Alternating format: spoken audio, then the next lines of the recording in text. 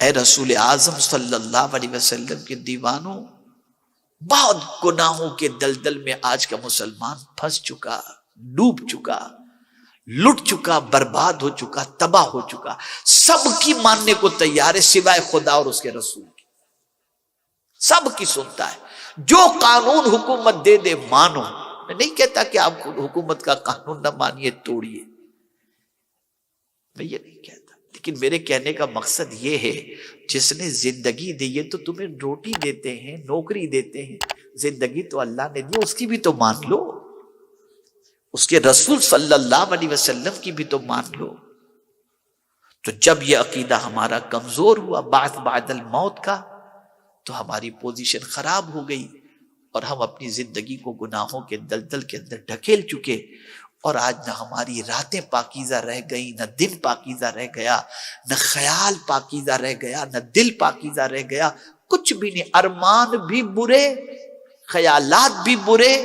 وجود بھی برا، پورے کے پورا گناہوں کے اندر ڈوبا ہوا ہے۔ اے رسول اعظم صلی اللہ علیہ وسلم کے دیوانوں، چھوڑے نہیں جائیں گے، قبر سے ہمیں اٹھایا جائے گا، یہ یقین رکھیں، اور ہمیں اپنے اعمال کا جواب دینا ہے، پوچھا جائے گا کس کام میں تم نے زندگی گزاری، میرے بندے بتاؤ، آنکھ دی تھی، کیا دیکھا تم نے؟ ان السمع والبصر والفؤاد کل اولئک کان عنہ مسئولا، بے شک کان، آنکھ، دل، سب سے مولا پوچھے گا، بتاؤ کیا کیا تم؟ جو آنکھ گناہ میں سپورٹ کر رہی ہے نا، وہی آنکھ قیامت کے خلاف گواہی دے گی، مولا اس نے اس سے یہ کیا۔ بلکہ یہاں تک کہ قرآن مقدس میں یہ جو اسکین ہے نا، جوان چلتے چلتے لڑکی سے اپنے بدن کو ٹچ کر کے جو ہے وہ گناہ کر لیتا ہے، سمجھتا ہے کوئی تھوڑی دیکھ رہا ہے، قیامت میں اللہ سب چمڑی سے کہے گا بول، چمڑی بولے گی، تو جس بدن کی یہ چمڑی ہوگی وہ بدن اس سے کہے گا یہ کیا ہو گیا کہ تو آج بول رہی ہے؟ آج چمڑی نہیں بول رہی ہے نا، آج چمڑی نہیں بول رہی، زبان بول رہی ہے نا۔ چمڑی جب بولنے لگے گی لما شہدتم علینا، تو چمڑی والا بندہ اس چمڑی سے کہے گا تو ہمارے خلاف گواہی کیوں دے رہی ہے؟ وقالوا لجلودہم لما شہدتم علینا، قرآن کہہ رہا ہے، وہ کہ تو ہمارے خلاف گواہی کیوں دے رہی ہے چمڑی؟ تو جانتے ہو چمڑی کو ہم نے گناہ کے لیے یوز کیا نا، اور گناہ ہم نے حاصل کیا، تو یہ چمڑی جواب دے گی انطقنا اللہ، اللہ نے ہمیں بولنے کا حکم عطا فرمایا ہے، کیا جواب دو گے؟ اس لیے اللہ سے ڈرو، زندگی کتنی ہے نہیں معلوم۔ آج اگر دبئی کی سرزمین پر ہم مرحوم و مغفور قاری ریاض الدین کو خراج عقیدت پیش کرنے کے لیے بیٹھے ہیں، تو اس کی بھی ایک وجہ ہے، انہوں نے اپنی زندگی کے لمحات کو اللہ اور اس کے رسول کے ذکر میں خرچ کر دیا، تلاوت کیا کرتے تھے، اور جب کرتے تھے تو لوگ تلاوت میں مست ہو جاتے تھے، جب نعت پڑھتے تھے تو لوگ دیوانے ہو جاتے تھے، لیکن صرف زبان کے دھنی نہیں تھے، وہ کردار کے بھی اچھے تھے، ان کا دل بھی صاف تھا، اخلاق کے بھی اچھے تھے، کردار کے بھی اچھے تھے،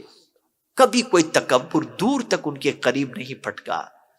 عاجزی میں زندگی گزارنا، یہ ساری چیزیں۔ یہاں سے یہ بات سمجھ میں آئی، کچھ رہے یا نہ رہے، مرنے کے بعد تمہیں یہی سب چیزیں کام آئیں گی جن چیزوں کو تم آسانی سے چھوڑ رہے ہو، اور دوستوں کے لیے گناہ کرتے ہو، دوست چھوڑ دیں گے، نیکیاں تمہارا ساتھ نہیں چھوڑیں، اس لیے ان نیکیوں کو اپناؤ، یہ نیکیاں قبر کے اندر بھی کام آئیں گی۔ اگر ہاتھ سے آپ نے نیکی کی ہے نا،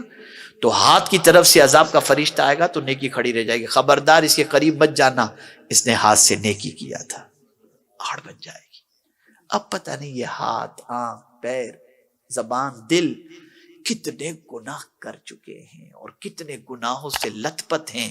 یہ ہم جانتے ہیں اور ہماری عادتیں جانتی ہیں۔ اس سے پہلے کہ رب ہمارا حساب لے، ہمیں خود کو اپنا حساب لینا چاہیے، اور یاد رکھیں، بہت اچھی طریقے سے یاد رکھیں، ہر مرنے والے کو کاندھے پر اٹھا کر لوگ قبر کے حوالے کر کے چلے آتے ہیں. کسی کو کوئی یاد رہتا ہے، کسی کو کوئی بھول جاتا ہے،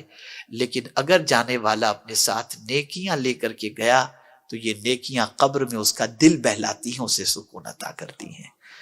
تو میرے پیارے آقا صلی اللہ علیہ وسلم کے پیارے دیوانوں، اچھوں کی دوستی اختیار کرو، اچھوں کے ساتھ رہا کرو،